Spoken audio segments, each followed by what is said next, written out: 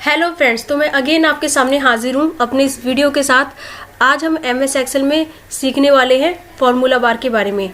What is formula बार, जो formula बार है वो होता क्या है। तो सबसे पहले वीडियो को स्टार्ट करने से पहले मैं आप सबसे रिक्वेस्ट करूँगी चैनल को लाइक और सब्सक्राइब करना ना भूलें। तो चलिए हम अपना स्टार्ट करते हैं आज का वीडियो। तो दोस्तों, फार्मूला बार जो है वो होता क्या है, आप लोग के मन में बहुत बार ये बात आती होगी। तो जो फार्मूला बार है वो हमेशा नेम बॉक्स के राइट साइड में होता है। तो ये है हमारा नेम बॉक्स, इसके राइट साइड में क्या है, फार्मूला बार। अब फार्मूला बार का जो काम होता है वो होता क्या है। तो फार्मूला बार जो होता है, जैसे मान लीजिए आप जो भी एक्टिव सेल के अंदर, मतलब करंट एक्टिव सेल के अंदर आप जो भी डेटा एंटर करेंगे वो डेटा आपको फार्मूला बार के अंदर भी नजर आएगा। जैसे देखिए मैं टाइप कर रही हूँ 10, मैंने यहाँ पे इस सेल में 10 टाइप किया। आप फार्मूला बार के अंदर देख सकते हैं 10। अगेन नेक्स्ट सेल के अंदर मैं टाइप कर रही हूँ 5। ये मेरा करंट एक्टिव सेल है। इस सेल के अंदर मैंने जो भी डेटा एंटर किया है या जो भी इंफॉर्मेशन एंटर किया है वो आप देख सकते हैं फार्मूला बार के अंदर। इसके अलावा फार्मूला बार के अंदर आपको फार्मूला भी देखने को मिल जाएगा। हम लोग फार्मूला बार के अंदर फार्मूला भी अप्लाई कर सकते हैं।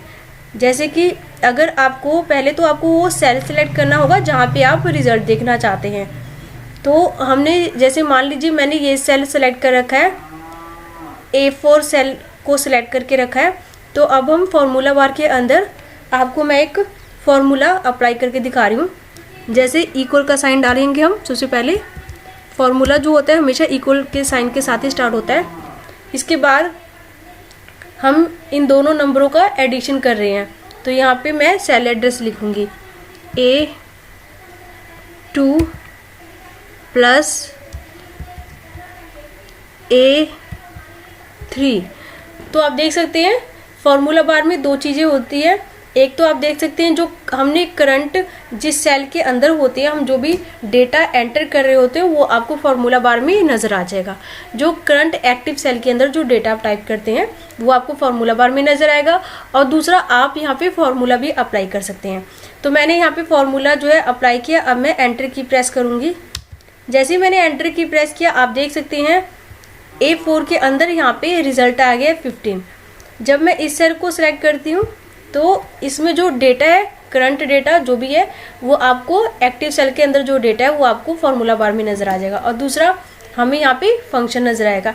हमने A4 सेल के अंदर फार्मूला अप्लाई किया था, तो इसलिए मैं जब A4 को सिलेक्ट कर रही हूँ तो यहाँ पे आपको क्या नज़र आ रहा है, यहाँ पे आपको फार्मूला नज़र आ रहा है। मगर A2 के अंदर तो हमने कोई फार्मूला, A3 के अंदर हमने कोई फार्मूला अप्लाई नहीं किया था, हमने सिर्फ डेटा एंटर किया था। तो देखिए मैं जब A3 को सिलेक्ट कर रही हूँ तो यहाँ पे आपको फार्मूला बार के अंदर यहाँ पे आपको डेटा वो नज़र आ रहा है।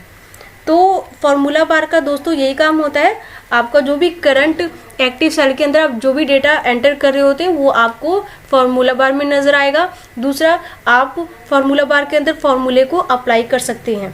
तो यही काम होता है फार्मूला बार का, और ये हमेशा नेम बॉक्स के राइट साइड में अवेलेबल होता है। तो आज की इन्फॉर्मेशन अगर आपको पसंद आई होगी तो दोस्तों चैनल को लाइक और सब्सक्राइब करते रहिए। शुक्रिया।